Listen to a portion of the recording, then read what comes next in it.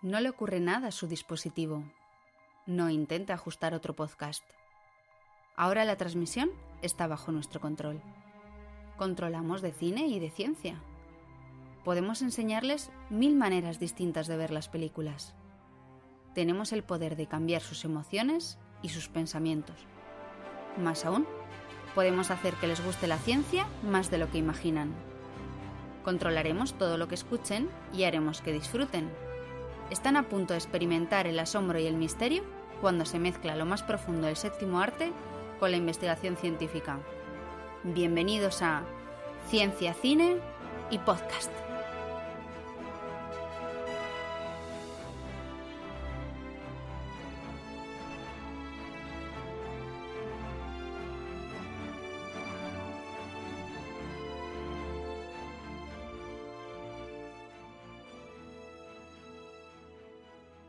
Bienvenidos a nuestro 10º episodio.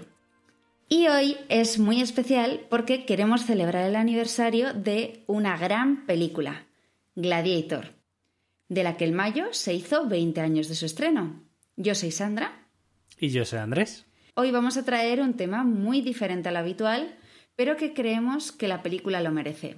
Vamos a hablar de Roma y de historia. Pero antes de eso tenemos que resolver el reto que nos propuso Rubén en el capítulo anterior, que por cierto ha sido un éxito total de escuchas. Muchísimas gracias a todos. Sí, queremos daros las gracias a Rubén, a la geología sobre todo, sí. Y a vosotros que sois oyentes fieles y eso nos pone súper contentos, bueno, al menos a mí. Sí, hombre, a todos. Que con cada episodio vemos crecer este proyecto más y más y nos encanta. Y es gracias a vosotros. Pues ahí va el recordatorio. Eso es al principio, pero luego vienen las carreras y los gritos. Bueno, Rubén dijo que era la segunda parte de una película y Loacal lo ha adivinado en iVoox. Se trata de El Mundo Perdido, la secuela de Parque Jurásico dirigida por Steven Spielberg. Por si no os acordáis, os recordamos que podéis contactar con nosotros por Twitter en @ciencia_cine, en la web cienciacine.com y también en Podcastidae, la red de podcasts a la que pertenecemos. ¡Arrancamos! Y no os olvidéis de dar la campanita y suscribiros a nuestro podcast. Roma es uno de los escenarios preferidos del cine de todos los tiempos. Seguro que se os ocurren un montón de películas relacionadas con ella. Id pensando, como por ejemplo Cleopatra, Ben-Hur, Espartaco, Quo Vadis, El Rey Arturo, Pompeya, La caída del Imperio Romano. Bueno, no nos podemos dejar la genial La vida de Brian. Y si miramos animación, podríamos ver hasta Asterix y Obelix. Pero hoy hemos traído este tema porque se cumplen, como hemos dicho, 20 años desde que se estrenó Gladiator. Entonces vamos a ver su ficha técnica, ¿no?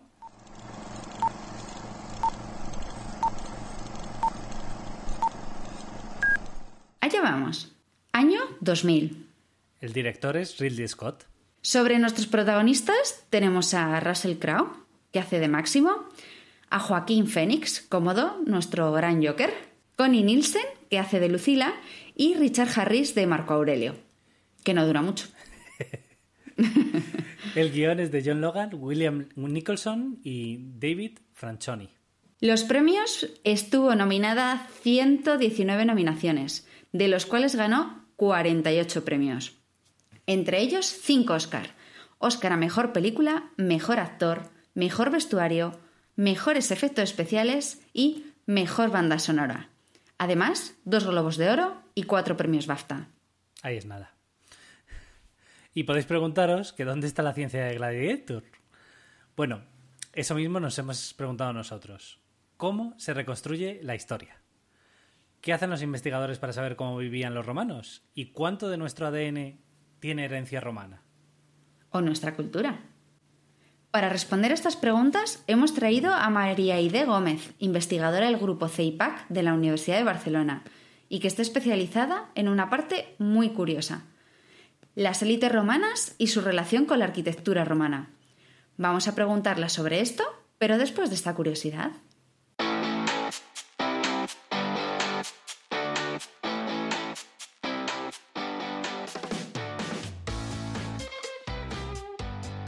Gladiator fue un éxito de taquilla y de crítica.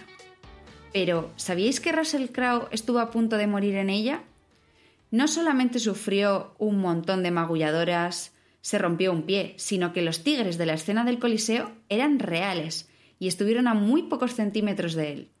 Aunque Russell Crowe hizo gran parte de las escenas, su doble Stuart Clark tuvo un papel estelar en la película, porque la mano que acaricia los campos de trigo en esa famosa escena es la suya.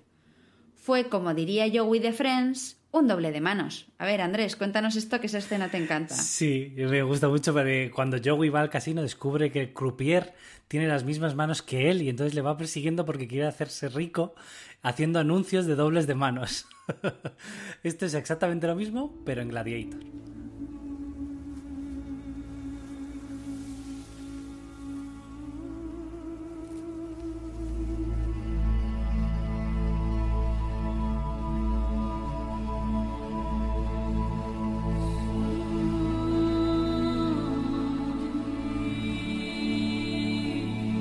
¿Cuánto llevas lejos de tu hogar?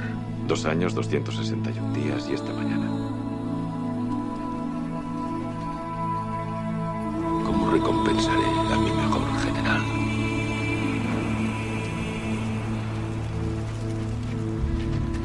Quiero volver a mi hogar.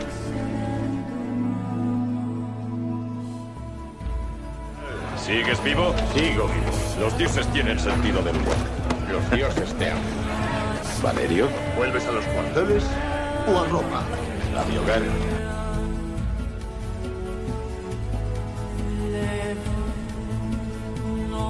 Háblame de tu hogar. Bueno, bienvenida, María. Bienvenida. Hola, muchas gracias por invitarme, ¿eh? Lo primero, no es peloteo, ¿eh? Es verdad. Gracias a ti. Nada, a ti. Estamos encantados de tener un tema diferente a los que hemos traído hasta ahora. Así que nada, vamos a ponernos con ello, porque para nuestros oyentes, para que ellos lo sepan, realizas tu tesis doctoral en teatros romanos y eres investigadora en historia antigua. Sí. Y aquí hay una cosa que es por la que yo quería que viniese realmente, que es que desde pequeños se nos enseña un poco y se nos divide en que la gente es de ciencias o de letras. Y hoy queremos romper un poco con este estereotipo, porque el que me conozca sabe que estoy súper en contra de esta división, y queremos romper una lanza, romana por supuesto, por las ciencias sociales. Así que nada, me gustaría que nos contases un poco pues cómo trabaja un historiador y cómo funciona vuestro método de investigación. Porque, no sé, ¿tenéis laboratorios donde hacéis experimentos? ¿Es importante la documentación? No sé, cuéntanos un poco, que creo que habrá similitudes y diferencias con la física y la biología. A ver, creo que es una pregunta muy importante porque es lo que tú dices, ¿no? Siempre nos dicen letras o ciencias y parece que, no mal, pero a veces parece que los de letras somos como tontos y los de ciencias listos. Entonces, yo voy a explicar un poco cómo lo hago yo, ¿vale? En mi caso, para hacer la tesis, he seguido un método científico que se basa en 6 pasos. Lo primero que yo hago es recopilar la bibliografía, es decir, recoger todas las obras donde esté escrito mi tema de estudio. Una vez que ¿Cuál es? Que son los teatros romanos. Vale. De la Hispania Citerior. Vamos a quedarnos con los teatros romanos de España, ¿vale? En segundo lugar, cuando he recopilado y he leído todo sobre este tema, lo que tengo que hacer es ir a buscar dónde están esos teatros. ¿Qué pasa? Que esos teatros, a mí me encantaría que estuvieran tal cual los hubieran edificado, pero como no es así y lo que tengo son restos, pues tengo que encargarme de juntar todas esas piedritas que en muchos casos están en los museos, en los yacimientos y a veces no están en el museo ahí en una vitrina esperando a que tú las veas, sino que igual está en un sótano cogiendo polvo. Esa es una gran diferencia de la que tienes con nosotros, por ejemplo. Nosotros cogemos un voltímetro y medimos el voltaje y ya está. Claro. Pero tus datos son mucho más difíciles de conseguir. O sea, que, por ejemplo, tienes que ir a recopilar todas las piedras de un mismo teatro que están distribuidas por distintos museos o allí o de donde sea. Claro, por ejemplo, yo quiero conocer cómo era el teatro de Tarraco, en Tarragona, ¿vale? ¿Qué pasa? Que del teatro de Tarraco lo que tú ves son, nada, los cimientos, realmente, ¿vale? Pero yo tengo que imaginarme y ser capaz de reconstruir cómo era ese teatro. Y para hacerlo, tengo que buscar lo que tenemos conservado de él. Y lo que tenemos conservado de él muchas veces está en los museos. Vale, pero si estuviera expuesto y estuviera bonito en una vitrina, sería perfecto. Mi trabajo sería mucho más fácil. Pero no, muchas veces está guardando polvo en un sótano, perdido, y yo me tengo que encargar de fotografiar todas esas piezas para luego, con realidad virtual, conseguir juntarlas todas para poder entender cómo era ese teatro. Y a veces con muchos huecos. O sea, que va reconstruyendo los textos que había en las edificaciones de los teatros para poder sacar la información que tú necesitas. Y no solo los textos, sino el teatro en sí. ¿Cómo era? ¿Cómo eran las gradas? ¿Cómo era el frente? Tengo que entender si era más grande, si era más pequeño, si estaba más decorado, menos, porque eso es importante. Y entonces, cuando ya tienes todas las piedras, ¿vale? Yo ya sé cómo es el teatro. Yo ya he leído todo sobre el teatro, ahora tengo que pararme a preguntar, ¿vale? ¿Quién pagó este teatro? ¿Quién lo financió? ¿Quién puso el dinero? Como si fuera la Casa de Cultura del Ayuntamiento. ¿Y por qué? ¿Por qué lo hizo? Y ahí entra toda la labor de investigación y de interpretación para ser capaz de resolver esa pregunta, esa hipótesis. ¿Quién lo pagó y por qué? Y muchas veces llegamos a una conclusión y otras veces solo planteamos más preguntas porque no tenemos más datos. O sea, como en todo el resto de ciencias. Sí, eso nos pasa a todos.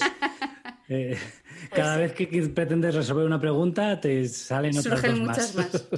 De hecho, si yo os contase de qué iba a hacer la tesis y en qué ha acabado, pues no tiene nada que ver, que creo que es bastante común. Acá ha pasado de algo mucho más grande a algo pequeñito. A mí me ha pasado de abarcar mucho a abarcar mucho menos. Sí, al final tienes que centrarte en una cosita pequeña y poner tu granito de arena ahí. Sí, para mí sí, vaya. No, yo creo que es eso, que sobre todo la complejidad que tenéis vosotros es mucho mayor que la que tenemos nosotros, porque nosotros podemos aprovechar instrumentos que son muy fiables, ¿no? Mientras que vosotros tenéis pocos datos y pocas respuestas. Es más difícil conseguir las respuestas. Claro, y a veces ni siquiera están en los museos. Yo te estoy contando el camino fácil, el más fácil. Pero tú imagínate que a veces a una excavación se excavó en el siglo XIX por un erudito local que cogió todas las piezas y se las llevó para su casa. Ponte a buscar tú eso. O sea, quiero decir, hay veces que la tarea de búsqueda es muy desagradecida porque tardas mucho en ver resultados y muy laboriosa. Y aparte de ir a buscar la información en las piedras, que el otro día nos contabas, también te basas en textos y que a mí eso me hizo mucha gracia. Claro. Que ibas buscando ahí nombre por nombre como Sherlock Holmes. Claro, porque yo conozco el teatro, ¿vale? Una vez que ya conozco el teatro, muchas veces tenemos inscripciones. Las inscripciones están talladas en piedra donde pone fulanito de tal pagó esto o fulanito de tal le dedica esta escultura al emperador X. Todo eso es información valiosa para mí para saber quién podía pagar eso.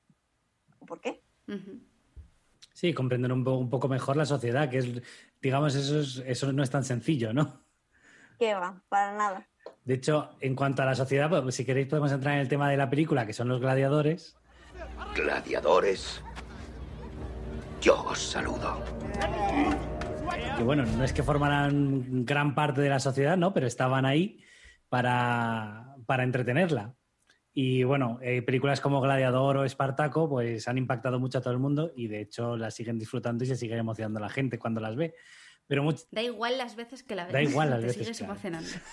Es muy bonita, vamos a decirlo. Lo que pasa es que muchas veces nosotros ignoramos la veracidad histórica y en el caso particular de los gladiadores, si son tan importantes como parecen en las películas, ¿no? Porque parece que son una especie de Messi de la época, incluso que pueden enfrentarse a emperadores, ¿no? O que podían luchar por la libertad. En Gladiador aparece una espada de madera, ¿no? Que le da al emperador. ¿Eso es así? ¿Tenían tanto poder? ¿Tú eras gladiador? Sí, lo fui.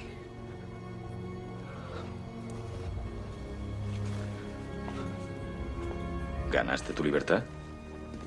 Hace mucho tiempo el emperador me obsequió con una rudis. Es una espada de madera. el símbolo de tu libertad. Él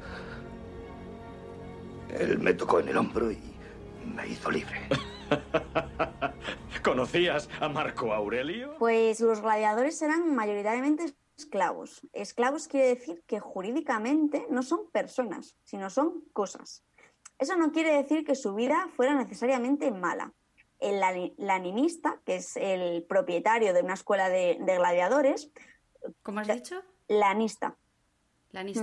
Esa es la persona que es propietario de una escuela de gladiadores, donde, pues entonces, para él, cada combatiente es una inversión muy valiosa, porque se tiene que encargar de alimentarlo, de que estuviera en forma, de pagar que no que pusiera malo, de entrenarlo para la lucha. Y, por tanto, su vida no era tan mala como la de un esclavo cualquiera, puesto que se le trataba bien para que ganase y para que les generase un beneficio. Yo soy Próximo y estaré más cerca de vosotros estos días, los últimos de vuestra miserable vida, que la puta de la madre que os trajo gritando a este mundo. No os he comprado para que me hagáis compañía. He pagado para sacar provecho de vuestra muerte. O sea que directamente los gladiadores, como esclavos que eran, no formaban parte de la sociedad, no eran ni personas. No, eran cosas. Uh-huh. De hecho, es curioso porque hay una frase en la que él, cuando les compra, les dice, bueno, les va poniendo una marquita azul, una roja o una amarilla, no me acuerdo de qué color era, sí. Y va diciendo, bueno, aquí todos sois propiedad mía, unos estáis para ganar y otros estáis para morir. ¿Saben luchar? Pronto tendré un combate. Unos valen para luchar y otros para morir. Tú necesitas a ambos.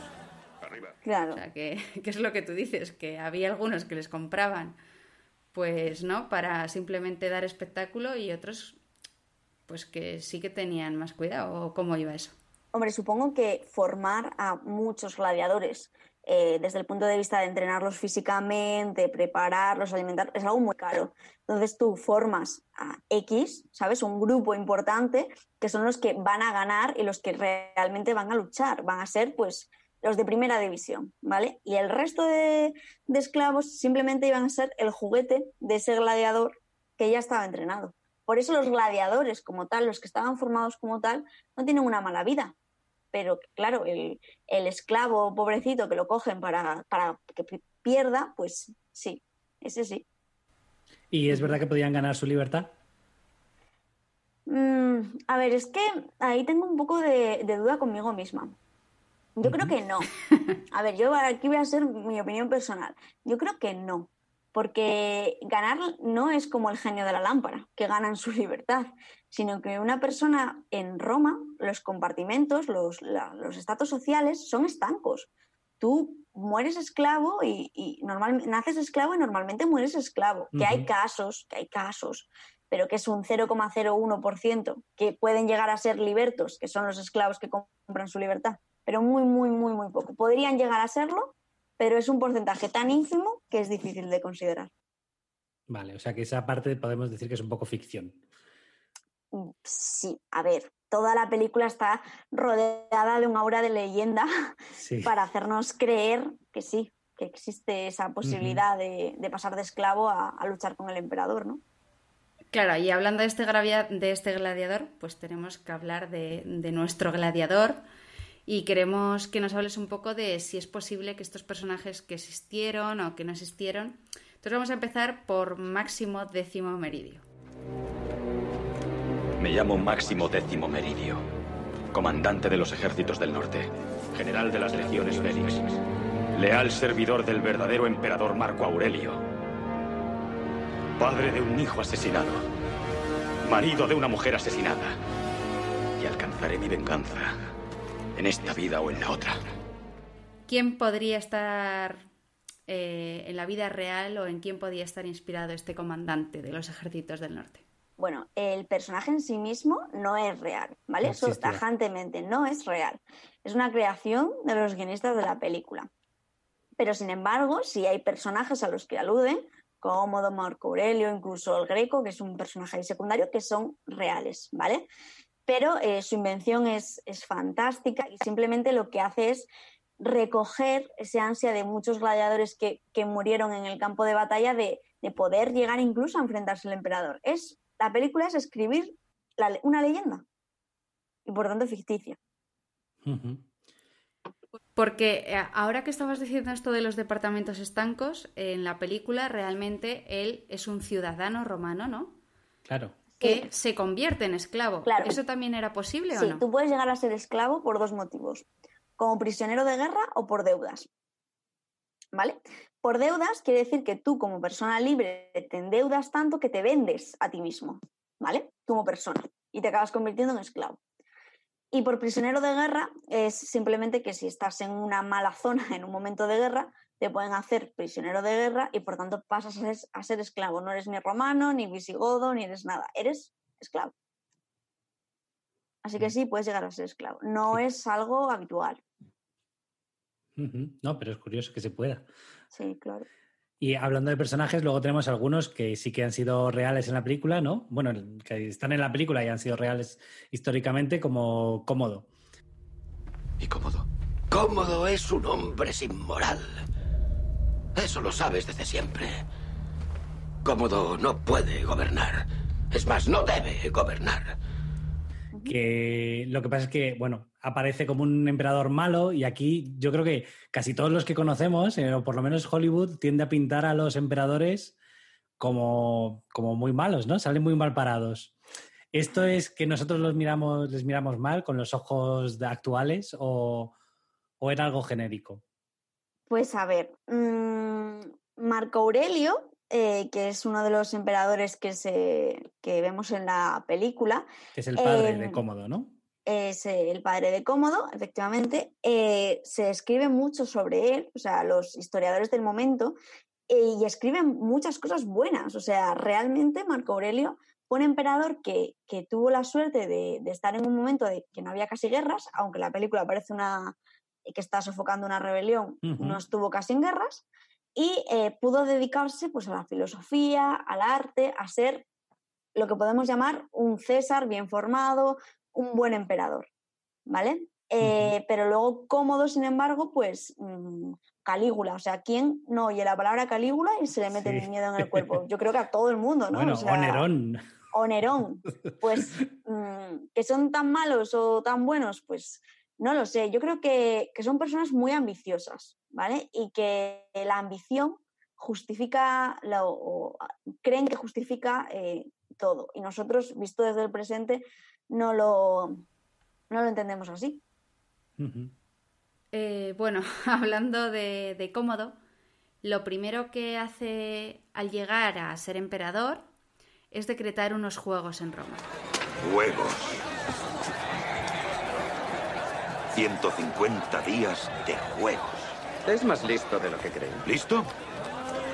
Roma entera se reiría de Cómodo si no le temiera a los pretorianos.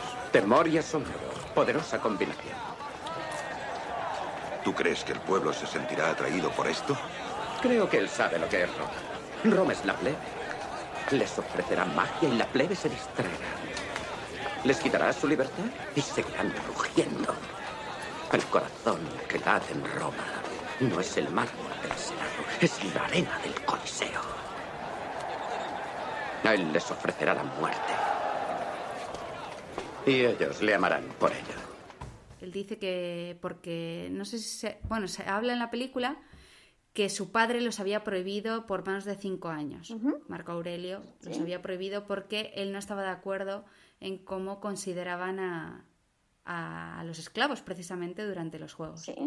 Y él quiere volver a implantarlos. Entonces, quizás tratando este episodio sobre gladiadores, pues queremos preguntarte, pues eso, ¿qué función tenían los juegos dentro de la sociedad romana?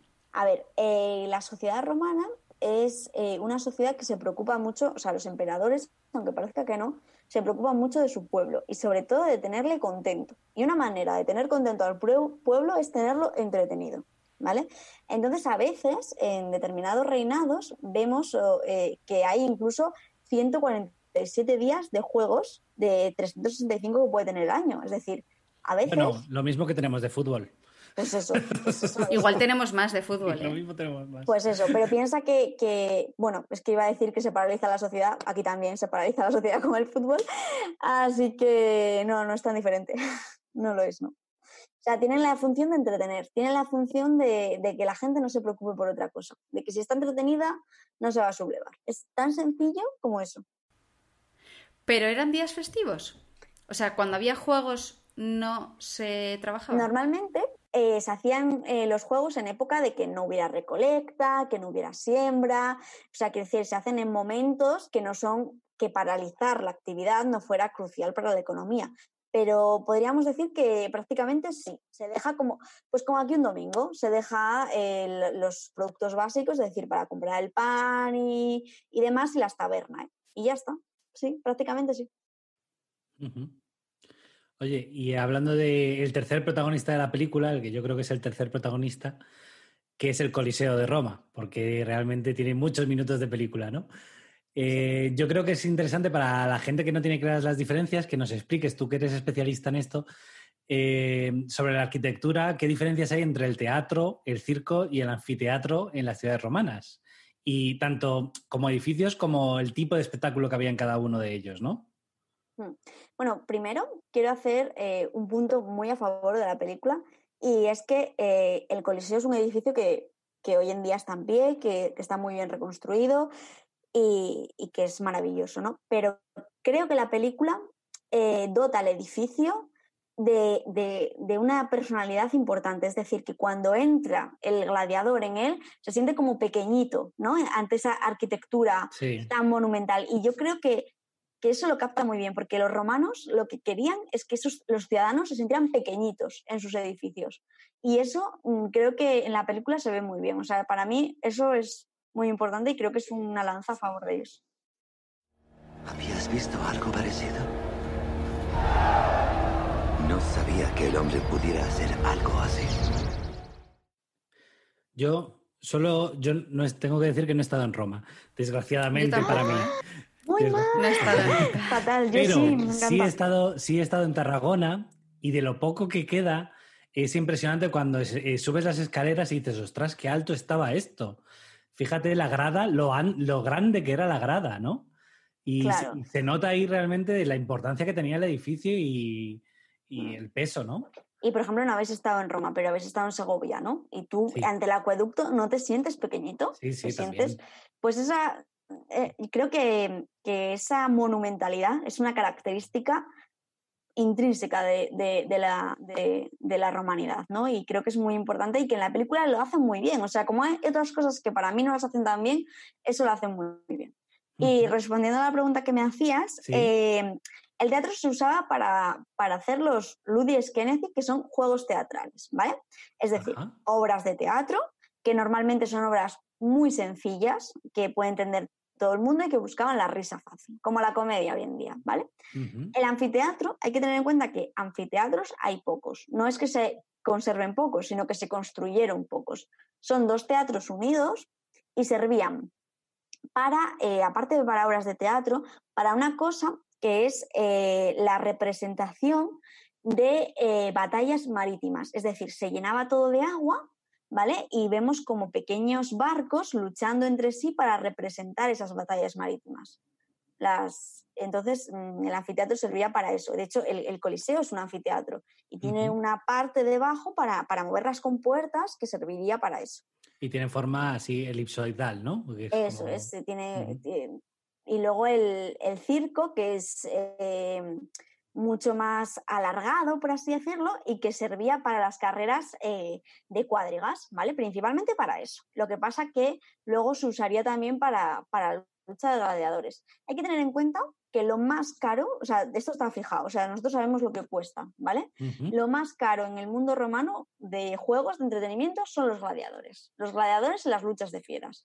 ¿Por qué? Porque hay que pagar a la lista, hay que pagar muchas veces a los gladiadores si son famosos o no, a las fieras si se las trae, es lo más caro. Mientras que el resto de cosas eran más baratas.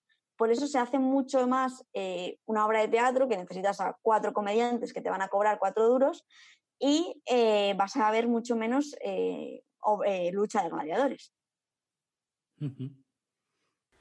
De hecho, hay una de las escenas, no sé si os acordáis, del Coliseo, que es de las primeras en la que salen luchando, que dice Cómodo que salen representando la batalla de Cartago. Claro. que es en la que luchan los carros, que serían los romanos, y que se supone que en esa batalla ganan a los bárbaros. Y entonces está ahí cómodo viendo como de repente el gladiador gana a los carros y a todos, ¿no? Y entonces le pregunta, bueno, pero la historia era así, o sea, ganaron los bárbaros a los romanos. Entonces, cuando se representaban las batallas, ¿esto es algo que podría ser verdad que pasa en la película? ¿Que realmente ganan los que no tienen que ganar o esto no era Hombre, así? pues yo creo que por supuesto que sí. Piensa que ellos representan las batallas para mostrarse lo vencedores que son y para vanagloriarse de que son los reyes del mundo. Entonces, representan las batallas en las que suelen ganar, que son muchas, también hay que decirlo, y suelen hacerlo de una forma heroica, ¿no? Entonces, sí, suelen cambiar. A ver, la historia lo escriben los vencedores, ¿no? Pues aquí pasa lo mismo. No soy muy ducho en historia, Casio. ¿De verdad los bárbaros ganaron la batalla de Cartago? No, señor. Perdóname, señor. No, me entusiasman las sorpresas. O sea, que estaban más bien amañadas. No es real que pasase como en la película, que de repente ganasen ellos sin nada a los carros y a todo el mundo y pasase lo que no tenía que pasar. Normalmente yo creo que está todo perfectamente controlado. Pero ya te digo que esto es una opinión personal porque es muy difícil de saber. Pero creemos que sí, porque era un coste tan importante y había tantas apuestas y tantas cuestiones que es difícil no pensar que estuviera amañado. Tenía que ser como el Circo del Sol, ¿no? Ahí te has invertido tanto en eso que todo tiene que Claro. salir bien, no se le puede caer ni una pelota. Claro, y luego como curiosidad, voy a decir que las carreras de aurigas iban por colores. O sea, es el rojo, el azul, el blanco, el verde, y cada uno apostaba un color. Ajá. Y como pues esos eran los equipos del momento. Y entonces vemos, pues los verdes van ganando, por tanto, no iban a dejar que estos perdieran, por así decirlo. Sí, porque de hecho sí que sale en la película una escena que según va saliendo el Coliseo es en la que se ve claramente que están apostando afuera del Coliseo a ver quién va a ganar. Claro, es que ya te digo que los combates de gladiadores es algo que no se hace mucho porque es muy caro. Y cuando se hace, se aprovechan todos los recursos. Y ya las apuestas es una manera de ganar dinero, por supuesto. También hay otra curiosidad que quería preguntarte y es, vale, una cosa es el Coliseo y todo este tipo de espectáculos tan grandes. Sí. Pero durante la película se van desarrollando distintas escenas en las que se ven como mini coliseos improvisados, Claro. en los que van ganando batallas pequeñas. ¿Eso era real? ¿Existía en pequeñas poblaciones este tipo de espectáculos? Claro, tú piensas, primero, los edificios monumentales que conocemos, o sea, el Coliseo, el teatro y demás, se empezaron a hacer en el siglo I-II, ¿vale?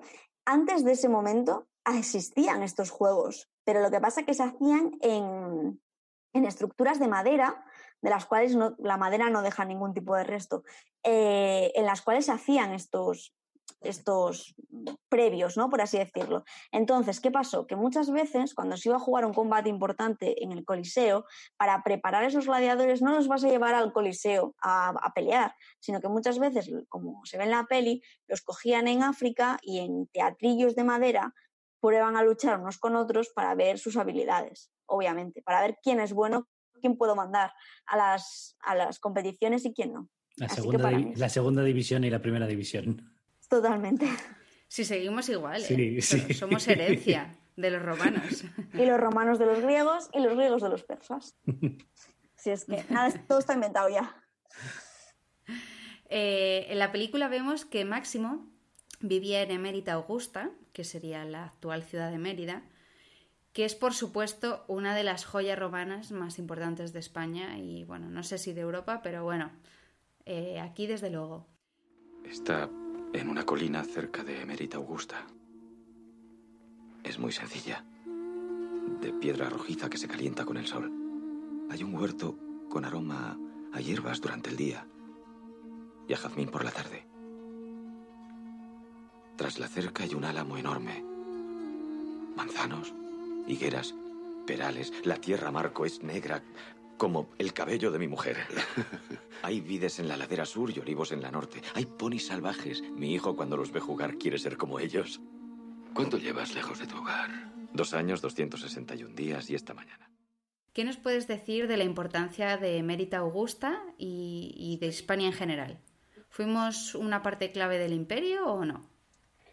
Pues, a ver, esta es una pregunta un poco complicada, ¿no? Es trampa. Para mí es difícil, ¿vale? Porque no hay una única respuesta. A ver, el Imperio Romano salió de Italia, ¿no? Lo que conocemos como Italia, y empezó la conquista. Entonces, hay territorios que económicamente le aportaban mucho dinero.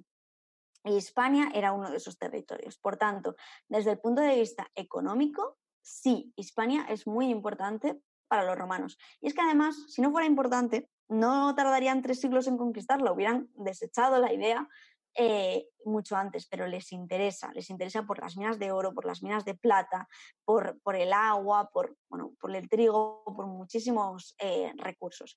Y luego, otra cosa que quiero decir es que en el caso de Mérida, no es que sea una ciudad importante. Bueno, sí, pero no más o menos que otras capitales de conventos, es decir, capitales provinciales, por así decirlo, sino que Emérita Augusta tuvo la gran suerte de que de ella se conservaran la mayor parte de los edificios. Y es que a veces en otros sitios fueron grandes ciudades, pero no tenemos nada, no tenemos prácticamente nada. Y en el caso de Emérita, lo que se construyó prácticamente en su totalidad se puede ver hoy en día. Claro, se conserva también, que le da mucho más valor a día de hoy, ¿no? Claro, eso es una suerte. Eso no quiere decir que fuera más o menos importante, sino que se conservó. Es como si hubiera... Y nos fijamos más por eso. Claro, o sea, como si en vez del COVID hubiera una pandemia, bueno, es que la palabra pandemia está vetada, hubiera una ola glacial y toda España desapareciera, ¿no? Y quedasen muy poquitas ciudades. Y Burgos. Vale, pues imagínate y que las generaciones futuras ven a Burgos como una gran capital. Pues ojalá. Sí, pues sí, pero no más o menos que otras, ¿no? No más o menos que Lérida o que Santander, sino que se conservó más. Sí, claro. No, es que poder seguir haciendo obras de teatro en Mérida, en el teatro romano, es un lujo, ¿no? Que no se puede hacer. Yo estoy un poco en contra de eso, pero sí. Ah, bueno, sí. A ver, cuéntanos. A ver, cada vez que se hace una obra de teatro en Emérita Augusta, lo que no se ve es que se sacan paladas de mini piedrecitas pequeñas que la gente, o sea, normalmente en las gradas suelen poner un cartón piedra para que la gente se siente. La gente muchas veces se dedica a escarbar las piedrecitas de al lado y es como, no lo toques, ha llevado siglos ahí, por favor, intenta preservarlo. Y tanta gente de continuo en un edificio lo acaba estropeando. Me parece muy bien que se use con la finalidad para la que fue construido, pero estamos abusando de ello, quizás. Es un debate interesante este. Cuéntanos, has estado mencionando que a los romanos les costó mucho conquistar Hispania, ¿no? Y tú que eres especialista en esto, a mí me gustaría que nos explicaras un poco cómo se fue dividiendo la península y cómo se ha ido transformando por los romanos en cosas que luego al final nos han quedado a nosotros. Vale, pues a ver, voy a intentar hacerlo de una forma sencilla. Los romanos empezaron conquistando la zona del Levante por el mar la más cercana y la zona de costa de Andalucía. Por ahí entraron, ¿no? Empezaron a acercarse al interior y fueron dividiendo los territorios que fueron conquistando. Primero en 2 provincias, porque no tenían para más, Hispania Citerior y Hispania Ulterior. Fueron llegando hasta lo que es actual Extremadura y sumaron 3, Citerior, Ulterior y Lusitania. Y luego ya habían... Espera. La Citerior es la de arriba, digamos, la de Tarragona y toda esa zona. Eso es. Y la ulterior es la de la Bética, ¿no? La de como Andalucía. Si dividiéramos España, en vez de a la mitad, cogiéramos una diagonal y la partiésemos. Entonces quedan como 2 esquinitas, ¿no? Pues la de abajo es la ulterior y la de arriba es la citerior, más o menos. ¿Vale?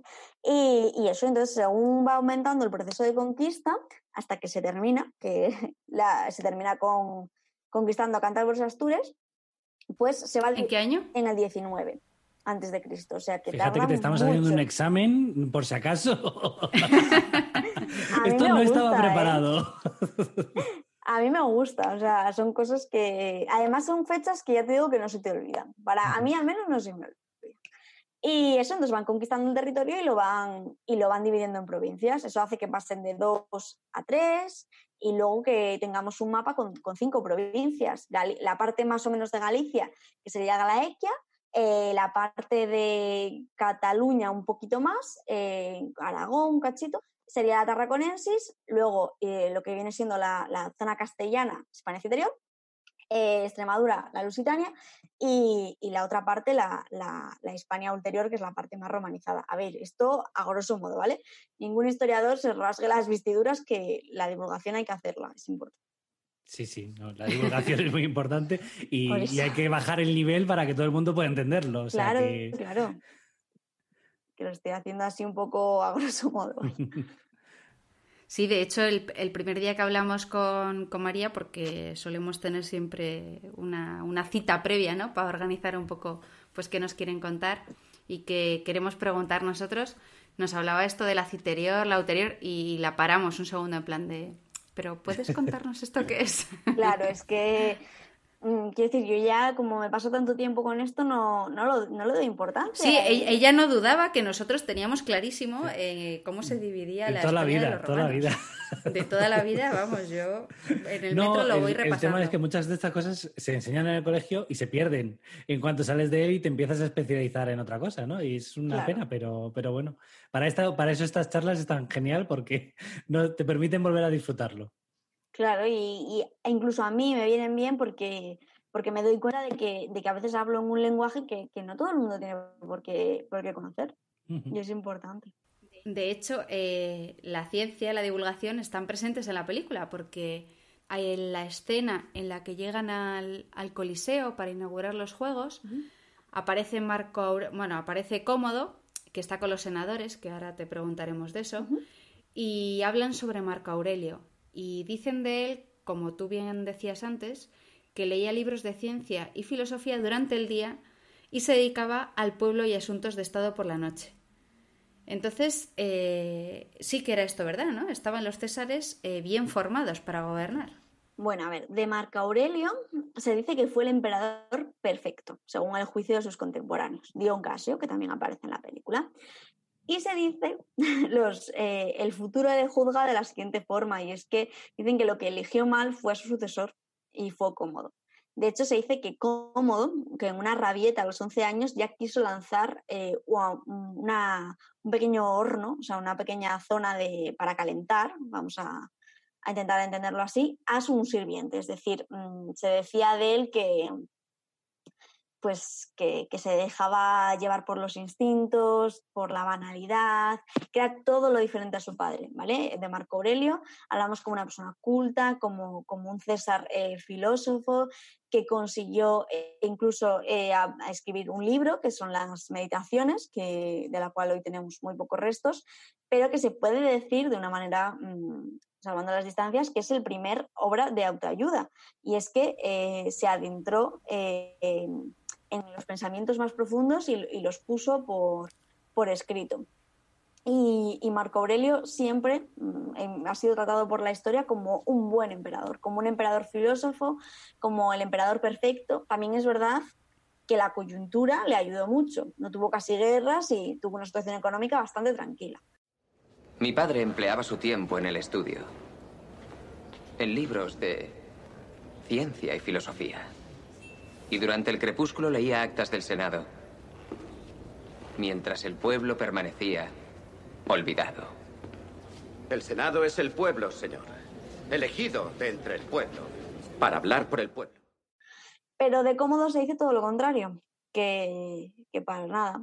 También es verdad que no solo en esta película de Gladiador, sino que en la película de La caída del Imperio Romano, que es del 64, sí, de Alex Guinness, también se le trata de una forma muy buena, como un buen emperador. Entonces, la imagen que llega al público en general a través del cine de Marco Aurelio es buena, y yo como historiadora no voy a decir lo contrario, porque los textos así lo tratan.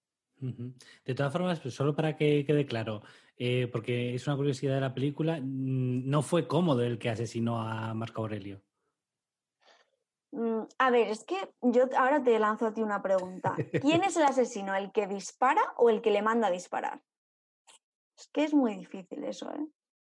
Para mí, Cómodo es el asesino de Marco Aurelio. Ajá, en el sentido de que no aprieta un gatillo, no clava un puñal, pero urde toda una trama para... Uh-huh. Para mí sí, por lo menos intelectual, el asesino intelectual. Sí, eso se Que lleva es mucho más ahora. peligroso. Sí, yo creo que es más peligroso un asesino que piensa las cosas y que las trama a alguien que las ejecuta, que realmente es mucho más sencillo. No, bueno, es que ser emperador era una profesión de riesgo en Roma. Hombre, el poder que... Sí. El término emperador que conlleva, porque la película tratan y hablan mucho de que Cómodo quería quitar el poder que tenían los senadores, que hablan que antes era una república y después pasa a tener un emperador. ¿Eso cómo sucede realmente? Ay, qué complicado. Es que es como coger el mejunje de Roma y cortarlo. Pasamos de una república al imperio tras la muerte de César. César acumula tanto poder en época de la república que con su muerte o su asesinato se entiende que ya no estamos en una república, ¿no? Que hay un personaje que se llama emperador, que viene del latín imperator, que es poder, que detenta tanto poder que no podemos hablar de una república que divide sus poderes, sino que estamos hablando de un emperador, de un imperio. Y que ese poder imperial sí que es verdad que está apoyado por el Senado y por otros órganos, si no sería una dictadura, pero pasa a eso, a ser un poder mucho más repartido, y César cambia ese concepto de repartir el poder a concentrarlo, y con eso se cambia la historia, se cambia al imperio. A medida que hablabas, me estaba acordando de Star Wars y de cómo los romanos han influenciado tanto el cine que la historia de Star Wars es el imperio contra la república o la república contra el imperio. Claro, totalmente. Bueno, pues sí, no deja de ser así. Sí, sí. Y bueno, sobre otras curiosidades de la película, hay una escena en la que se ve que se reparte pan, ¿no?, a los asistentes del Coliseo, y al parecer de ahí viene la expresión pan y circo. ¿Se conformaban los romanos con el pan? ¿Esto es verdad? Pues, a ver, ni blanco ni negro. A ver, quiero decir, una cosa que hace el Imperio Romano es subvencionar los productos de primera necesidad. Es decir, que los alimentos básicos, como son el pan, estaban a disposición de todo el mundo, de prácticamente todo el mundo. Eso hace que la población no tenga verdadera necesidad ni hayan grandes hambrunas y por tanto no haya revueltas, que es muy importante. El hecho de regalar físicamente el pan pues no deja de ser algo anecdótico, ¿no? O sea, sí que es verdad que en algunos casos se hacen banquetes antes de los juegos como una forma de tener contenta al pueblo, o se les da X comida. Pero, sobre todo, la política de pan y circo lo que refleja es que el Estado subvenciona los alimentos de primera necesidad y da entretenimiento a la población para evitar revueltas. Eso de gratis. Sí, muchas veces, ya te digo que es como si tú pagas el pan a 10, 20 céntimos. O sea, es que es realmente muy, muy, muy barato. Aquí... Está todos... Era una buena estrategia. Sí, sí. Esa. Hombre, pues de hecho, todavía, bueno, iba a decir, todavía se hace, voy a meter una cuña. En Francia, si tú vas a un restaurante, el pan y el agua son gratis. O sea, en cuanto llegas te ponen el agua y te ponen el pan. Y el pan no se paga. Y me parece un acto a imitar, ¿no? Yo, por lo menos en lo del agua. A mí es que te digo que me parece muy cutre cuando aquí te cobran el pan. O sea... Pues sí. Me parece súper cutre. Y bueno, que los romanos ya lo hacían. Que me cobren 40 céntimos más de un plato, pero cuando te pone ahí pan, 40 céntimos, dices, mira, eres un cutre. Bueno, Pues perdón sí. por la cuña, oyentes, pero es que lo tenía que decir. No, y creo que es importante también. Otra curiosidad que aparece en la película es cuando hay la escena, ¿no?, que empiezan a clamar vida, vida, vida.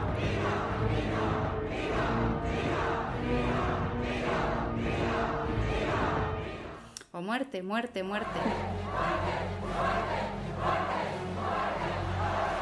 Y empiezan a poner el pulgar hacia arriba y hacia abajo, clamando la vida o la muerte en el foso. ¿Eso tiene alguna base?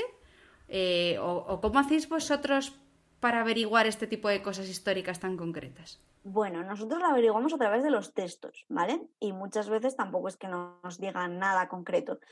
A ver, yo aquí no quiero ni desmontar ni girar un poco las cosas, pero se cree que es al revés. que Ajá. pollice verso es pulgar girado, que es como medio hacia arriba, que dice Juvenal y Prudencio, que es hacia arriba era señal de muerte y hacia abajo de vida. Es todo lo contrario que nosotros pensamos. Entonces, yo no sé si creer realmente a estos dos historiadores, a Juvenal y a Prudencio, a estos dos poetas, si que realmente fuera al revés o que simplemente ha sido, no lo sé, la tradición la que he hablado. Vamos a creer que hacia arriba siempre va a ser, pero yo creo que es que aquí viene una cosa muy importante y es que nosotros con nuestros ojos de hoy, del 2020, vamos a pensar que hacia arriba es algo positivo y que hacia abajo es algo negativo y que te digan que es al revés, a mí me cambia los esquemas. Entonces, no lo sé. Quiero pensar... Es un debate... Quizás fue una licencia para no confundir a la gente en Bueno, la sí, película. podría ser. Pero es verdad que los gestos que hacemos para sí y no son universales o no son tan universales como creemos. Y hay países en los que sí se dice al revés, girando la cabeza al revés de lo que lo hacemos nosotros.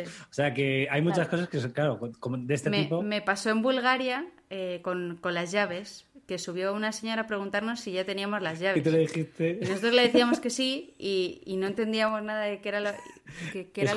Solo movía la cabeza y nada, sí. Claro, es que es eso, es cambiar nuestra concepción. Entonces, no sabría qué decir. Lo que sí está claro es que los emperadores eran capaces de decidir sobre la vida de los gladiadores. Vamos a quedarnos con eso. Oye, y una pregunta, una curiosidad que me queda aquí.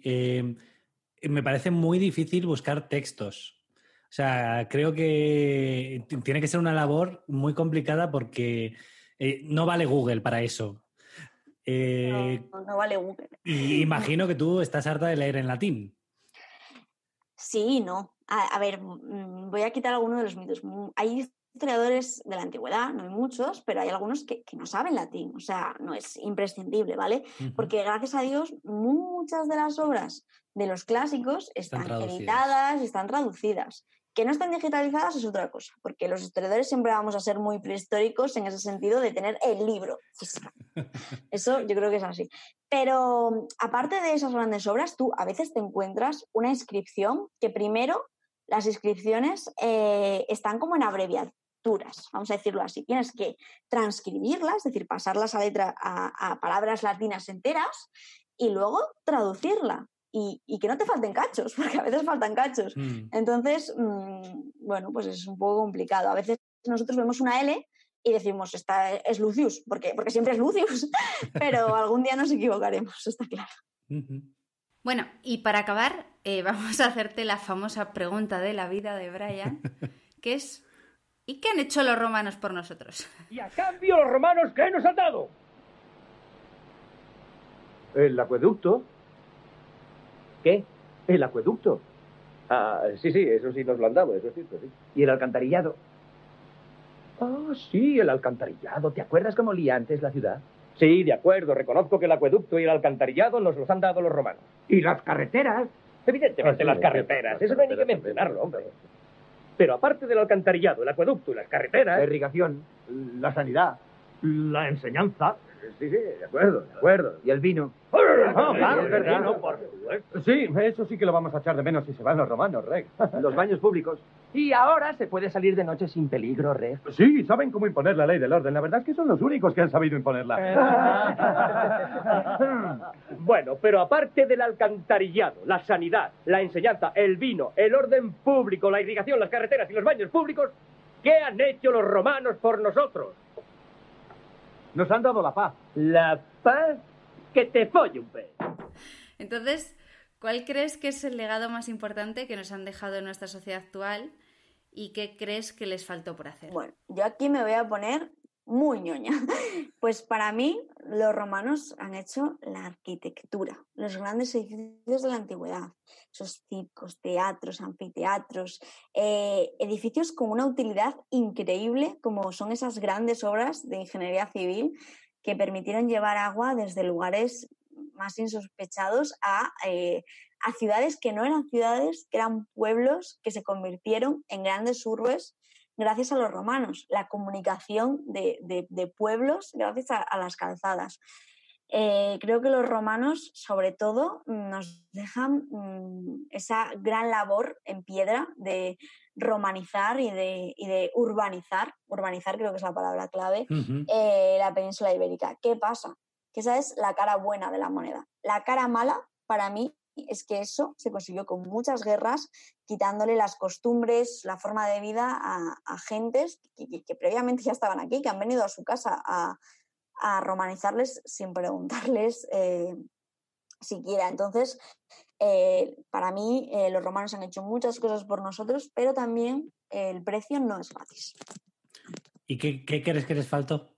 ¿En qué no fueron tan buenos? Quizá no eran tan buenos como los griegos en lo que eran las ciencias, como la física o la astronomía, No, es que, ese tipo de cosas. La verdad es que no, o sea, quiero decir, no creo que les haya faltado nada, sinceramente. O sea, no creo que les haya faltado nada. Creo que los romanos beben de los griegos y que han sabido dotar de practicidad muchas veces al pensamiento griego, ¿no? Y no creo que les haya faltado nada. Lo único que yo les puedo objetar, y obviamente, es esa conquista, ¿no? Muchas veces sangrienta y demás, pero bueno, como otros muchos pueblos de la antigüedad, pero como hay que todos. verlo. Bueno, pero es que es la época, es que somos así. Claro, yo creo, pero no por ello por hay que desgracia. dejar de decirlo, ¿no? No, sí, pero quiero decir que los españoles con América hicimos lo mismo, ¿no? Claro, es que el desarrollo tiene dos caras para mí, entonces creo que eso es lo que les faltó. Pues muchas gracias. La verdad es que teníamos preguntas para 8 episodios, Total. pero bueno, teníamos que conformarnos, ya a ver si podemos contar contigo en la temporada que viene. Por supuesto. Así que muchas gracias, no te vayas todavía, Vale. porque tenemos que pasar a hacerte las preguntas que hacemos a todos los ponentes. Muy bien. El trivial de ciencia y cine.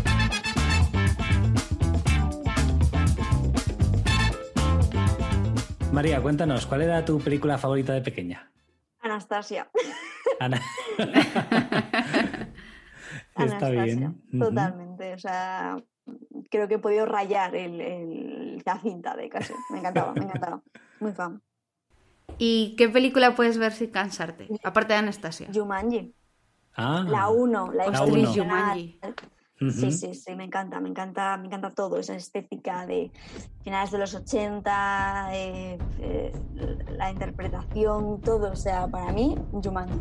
Aunque digas, es que los monos salen como raros, es que no sé qué, es que me encanta, no sé. Yo, ese sonido de tambores es como... ¡Qué miedo! Me gusta mucho, o sea, es mi película favorita. Y luego, recomiéndanos algo que hayas visto últimamente, una serie, una película. Bueno, pues para cerrar un poco el ciclo, a ver, yo digo, voy a ser sincera, yo no veo casi prácticamente ni películas ni series históricas. Lo siento, pero ya tengo mucho. No tiene que ser del campo, ¿eh? No, pero quiero decir, cerrando el ciclo, yo no es un género que consuma. Pero creo que para terminar el episodio puede estar muy bien que la gente conozca la serie de Roma, ¿vale? La serie de Roma es una serie que hay historiadores muy buenos detrás de esa serie y es una serie que está muy bien y que la gente que ha visto Gladiator y le ha gustado, creo que le va a gustar Roma, porque es entretenida, la música también juega un papel muy importante, está muy bien hecha desde el punto de vista de la recreación y demás, y yo recomendaría como final histórico Roma. Me la apunto. También en ese sentido también me han dicho que la serie de Vikingos estaba muy bien hecha. Pues te han Vikings dicho... está muy guay. A ver, vamos a ver. Me voy a portar bien. Está muy mal hecha, porque da muchos saltos cronológicos y creo que eso hace caer en el error muchas veces. Se inventan muchos personajes. Como a Gladiator le podemos sacar pinceladitas, en plan, ay, esto debería ser así. Pero son chorradas, ¿no? Vikingos, la teatralidad sí que la coge por banda, para mí. Pues mira, me gusta saber tu opinión. Sí, para la mayoría de los...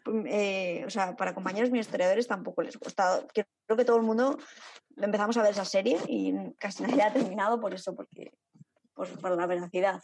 Pues Muy bien. Bueno, y para acabar nos gustaría hacer el juego que hacemos con todos nuestros ponentes. No sé si te has preparado alguna pregunta, frase, canción, vas a cantar. Frase, canción. Voy a cantar. ¿Serías la primera? No quiero cantar. A ver, pues mi frase de película sería: ¿alguna vez has enterrado la nariz en un monte de rizos y has querido dormirte para siempre? ¡Uja! Esta es difícil. Andrés se la sabe. Sí, yo me sé la peli. Pues pero bueno. Creo que es conocida, pero bueno, Venga, ahí la dejo. a jugar, que juegue la gente. A jugar. Pues nada, muchas gracias. Muchas Nos gracias, hemos María. pasado muy guay. Sí, se me ha pasado volando. Pues muchas gracias. Nos vemos pronto. Muy bien, muchas gracias.